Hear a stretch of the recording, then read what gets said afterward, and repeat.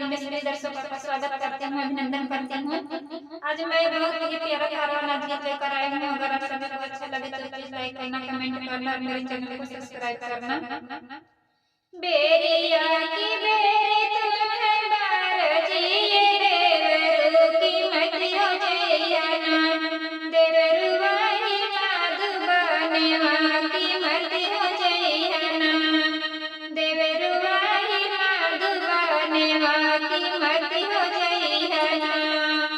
बेरिया की बेरी तुम्हें बारजिए देवरू की मति हो जैना, देवरुवाही माधुबनेवा की मति हो जैना, देवरुवाही माधुबनेवा की मति हो जैना।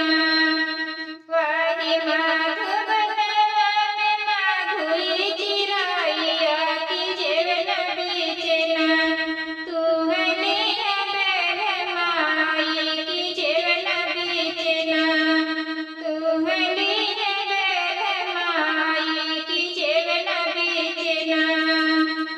वाही माधुबनेवा में माधुई चिराइया की जेवन बीचना, तुहने है बेल माई की जेवन बीचना, तुहने है बेल माई की जेवन बीचना। बेरिया की बेरी तुम्हें बारजिए देवरू की मति हो जैना, देवरुवाही माधुबनेवा की मति हो जैना, देवरुवाही माधुबनेवा की मति हो जैना।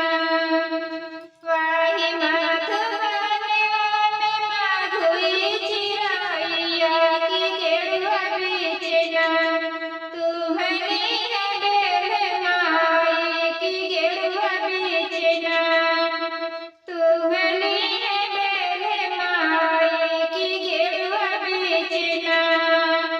वाही माधुबनेवा में माधुई चिराइया की गेरुआ बीचना, तुहने है बेल माई की गेरुआ बीचना, तुहने है बेल माई की गेरुआ बीचना। बेरिया की बेरी तुम्हें बारजिए देवरू की मति हो जैना, देवरुवाही माधुबनेवा की मति हो जैना, देवरुवाही माधुबनेवा की मति हो जैना। वाही माधुबनेवा में माधुई चिराइया की बिरवा बीचना, तुहने है बेल माई की बिरवा बीचना, तुहने है बेल माई की बिरवा बीचना। वाही माधुबनेवा में माधुई चिराइया की बिरवा बीचना, तुहने है बेल माई की बिरवा बीचना, तुहने है बेल माई की बिरवा बीचना।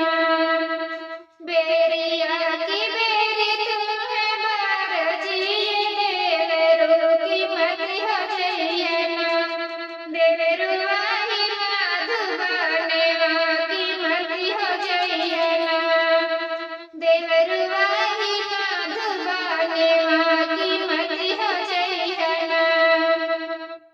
वाही माधुबनेवा में माधुई चिराइया की सजिया बीचना, तुहने है बेल माई की सजिया बीचना, तुहने है बेल माई की सजिया बीचना।